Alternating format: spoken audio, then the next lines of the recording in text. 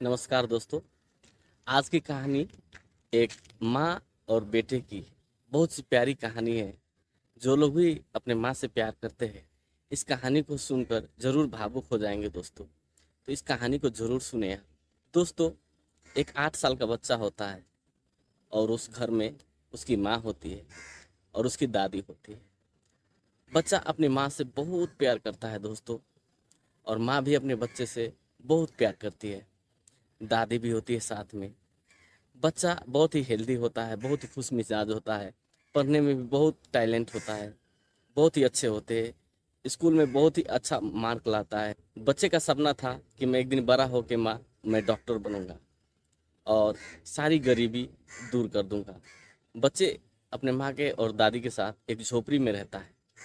जैसा कहते हैं ना कि किस्मत को सब कुछ मंजूर नहीं होता है, जैसा लोग सोचते हैं वैसा होता नहीं है। एक दिन अचानक से उसकी माँ बहुत बीमार हो जाती है और हॉस्पिटल ले जाते वक्त रास्ते में ही उसकी माँ इस दुनिया को अलविदा कह देती है। महज एक 8 साल के अपने बेटे को छोड़कर इस दुनिया से चली जाती है उसकी माँ। बच्चा बहुत रोता है, बहुत बिलखता है कि मुझे अब कौन देखेगा, कौन मुझसे इतनी प्यार करेगा। उसकी दादी भी उसके साथ बहुत रोती है, लेकिन कर भी क्या सकता है। कुदरत को जो मंजूर है वो तो होकर ही रहेगा दोस्त।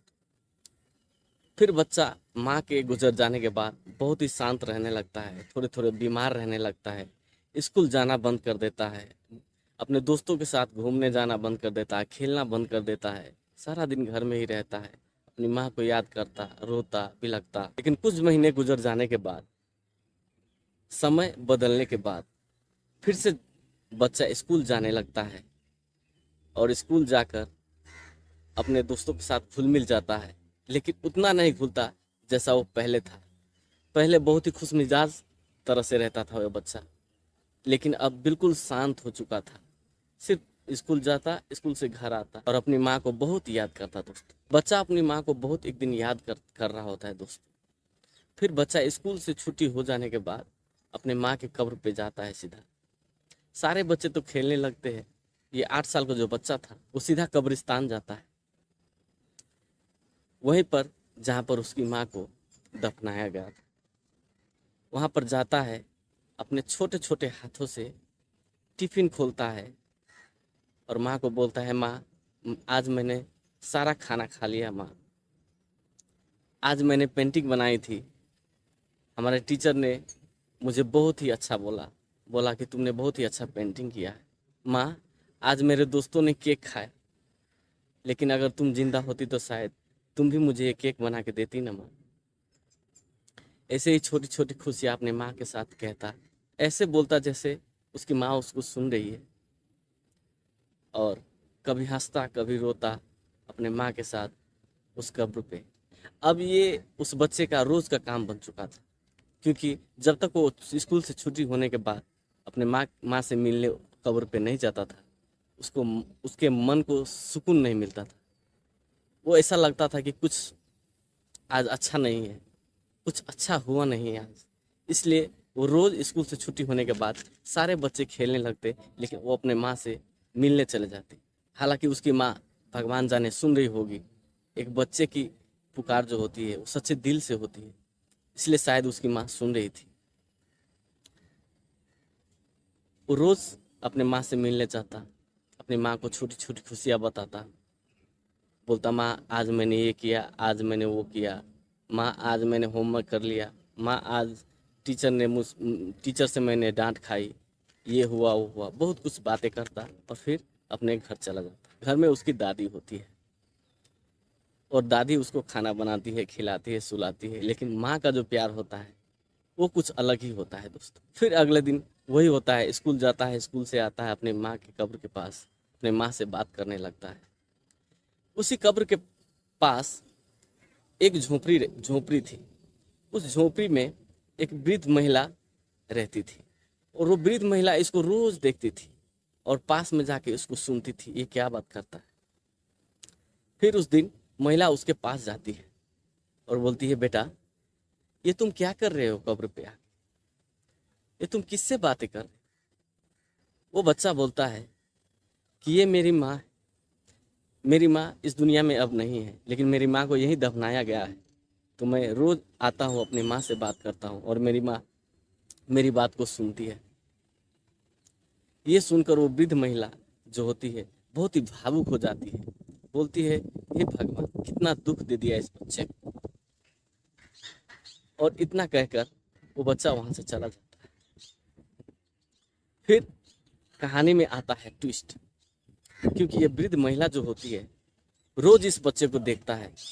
वो उसका इंतजार कर रही होती है कि ये बच्चा कब आएगा और कब अपनी माँ से बात करेगा और मैं देखूंगी, क्योंकि ये उसको देखने में बहुत ही अच्छा लगता था, उसको दिल को छू रही थी। लेकिन उसके कल जब होता है तो बच्चा नहीं आता है। एक दिन हुआ, नहीं आता है। दूसरे दिन वो फिर वृद्ध महिला इंतजार करती है, वो बच्चा नहीं आता है। तीसरे दिन फिर नहीं आता है। जब चौथे दिन होता है, इस महिला को इंतजार करना अब उचित नहीं लगा और सोचा कि मैं पता लगाऊं ये बच्चा कहाँ चला गया, क्या हो गया इस बच्चे के साथ, बेचारे के साथ। तो ये बच्चा जिस स्कूल में पढ़ता था, वो वृद्ध महिला उस स्कूल में जाती है और जाकर टीचर से और उसके दोस्तों से पता करती है कि वो बच्चा कहाँ है। सब लोग बोलते हैं कि वो तो 3 दिन से स्कूल नहीं आया है, पता नहीं क्या है। टीचर भी बोलते हैं 3 दिन से स्कूल नहीं आ रहा है, लगता है उसके घर जाके पता लगाना होगा कि बच्चे वो क्या हुआ, क्यों स्कूल नहीं आ रहा है। कोई जानकारी नहीं दिया। फिर जब 5वां दिन होता है, जब वो महिला इंतजार कर रही होती है कि ये बच्चा कब आएगा, उसी टाइम पे इंतजार कर रही होती है वो महिला कि ये बच्चा शायद आ जाए। लेकिन दूर से जब वो महिला देखती है अपने झोपड़ी के पास से, तो उस कब्र के पास एक छोटा सा नन्हा बैठा हुआ नजर आता है। महिला को लगती है शायद वही है। पास जाकर देखो तो पास जाकर जब देखती है वो महिला, तो वही बच्चा था और अपनी माँ से बातें कर रहा था और रो रहा था। ये महिला उसके पास जाती है और पूछती है, बेटा क्यों रो रही हो आज? तुम्हें 2-3 दिनों से देखा नहीं और अचानक मैंने आज तुम्हें देखा और तुम रो रहे हो, क्या हुआ मुझे बताओ, मैं भी तुम्हारी मम्मी जैसी हूँ, मुझे बताओ। तो ये बोलती है कि मैं 3-4 दिन से अपने माँ से मिलने के लिए नहीं आया, इसलिए मैं रो रहा हूँ, क्योंकि मैं बीमार था और माँ से मिलने के नहीं आया, शायद माँ मेरी नाराज़ हो जाएगी। ये बात सुनकर वो वृद्ध महिला जो होती है बहुत ही अंदर से टूट जाती है इस बच्चे के बात सुन के कि हाय कितना अच्छा बच्चा है, कितनी अच्छी अच्छी बातें करता है, अपने माँ से कितना प्यार करता है, भगवान इसकी माँ को इससे क्यों छीन लिया।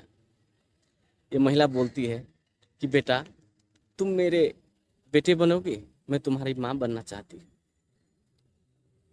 तो ये बच्चा बोलता है कि नहीं, मेरी माँ तो मेरे पास है, इस कब्र के अंदर है, आप कैसे मेरी माँ हो सकती है? माँ तो सिर्फ एक ही होती है इस दुनिया में। फिर बच्चा चुप रहता है और अपनी माँ से बात करने लगता है कि माँ मैं बीमार था इसलिए नहीं आ पाया, मुझे माफ़ कर दो, तुम बहुत अच्छी हो माँ। ये बहुत सारा बातें करने लगता है। फिर बच्चा जब पीछे मुड़ के देखता है तो वृद्ध महिला वहीं पर बैठकर उसकी बातें सुन रहा है और कुछ नहीं बोल रही थी। फिर बच्चा उसको जवाब देता है, देखिए आप मेरी माँ तो नहीं बन सकती, लेकिन मेरी माँ की दोस्त बन सकती है। तो महिला बहुत खुश हो जाती है और बोलती है, कोई बात नहीं, तुम्हारी माँ नहीं बन सकती, तुम्हारी माँ की दोस्त बन के तुम्हें प्यार दूंगी बेटा। और ये सब कहने के बाद अब रोज का काम हो गया था। जैसे बच्चा पहले रोज अकेले आता था उसकी कब्र पे, लेकिन इस दिन के बाद बच्चा और वो वृद्ध महिला साथ में आते थे उस कब्र पे और साथ में आते थे, बात करते थे, हंसते थे, बोलते थे, खेलते थे और बहुत सारी प्यारी प्यारी बातें करते थे।